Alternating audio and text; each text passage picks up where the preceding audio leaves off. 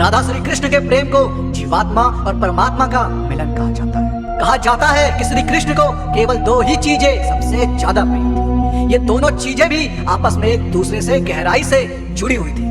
वो थी बांसुरी और राधा। लेकिन किसी को ये नहीं पता कि राधा जी की मृत्यु कैसे हुई। तो आइए जानते हैं। कृष्ण के वृंदावन छोड़ने के बाद से ही राधा का वर्णन बहुत कम हो गया।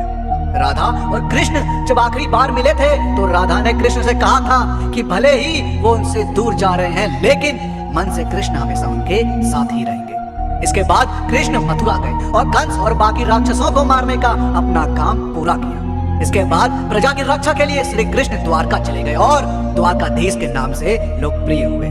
जब कृष्ण वृंदावन से निकल गए तब राधा की जिंदगी ने अलग ही मोड़ ले लिया था। राधा की शादी एक यादव से हो गई। राधा ने अपने दाम्पत्य जीवन की सारी रस्में निभाई और बूढ़ी हो गई, लेकिन उनका मन तब भी कृष्ण के लिए समर्पित था। राधा ने पत्नी के तौर पर अपने सारे कर्तव्य पूरे किए और दूसरी तरफ श्री कृष्ण ने अपने दैव्य कर्तव्य निभाए। सारे कर्तव्य से मुक्त होने के बाद राधा आखिरी बार अपने प्रीतम कृष्ण से मिलने गई। तब वहां द्वारका पहुंची तो उन्होंने कृष्ण के रुक्मिणी और सत्यभामा से विवाह के बारे में सुना, लेकिन वह दुखी नहीं हुई। जब कृष्ण ने राधा को देखा तो वह बहुत प्रसन्न हो गए। दोनों संकेतों की भाषा में एक दूसरे से काफी देर तक बातें करते। राधा जी को कान्हा की नगरी द्वारिका में कोई नहीं पहचानता। राधा के अनुरोध पर कृष्ण ने उन्हें महल में एक देविका के रूप में नियुक्त किया। राधा दिन भर महल में रहती थी और महल से जुड़े कार्य देखती थी। मौका मिलते ही वह कृष्ण के दर्शन कर लेती थी, लेकिन महल में राधा श्री कृष्ण के साथ पहले की तरह का आध्यात्मिक जुड़ाव महसूस नहीं कर पा रही। इसलिए राधा ने महल से दूर जाना तय किया।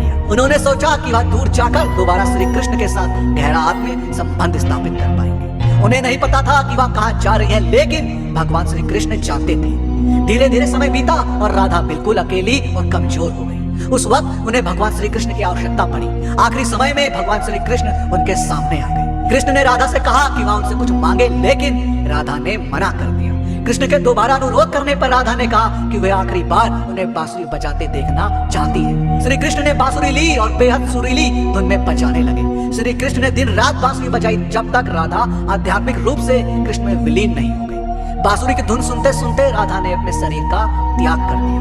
हालांकि भगवान कृष्ण जानते थे कि उनका प्रेम अमर है, बावजूद वे राधा की मृत्यु को बर्दाश्त नहीं कर सके। कृष्ण ने प्रेम के प्रतीकात्मक अंत के रूप में बांसुरी तोड़कर झाड़ी में फेंक दी। उसके बाद श्री कृष्ण ने जीवन भर बांसुरी या कोई अन्य वादक यंत्र नहीं बजाया। कहा जाता है कि जब द्वापर युग में नारायण ने श्री कृष्ण का जन्म लिया था तब माँ लक्ष्मी ने राधा रानी के रूप में जन्म लिया था, ताकि मृत्यु लोक में भी वे उनके साथ ही रहे।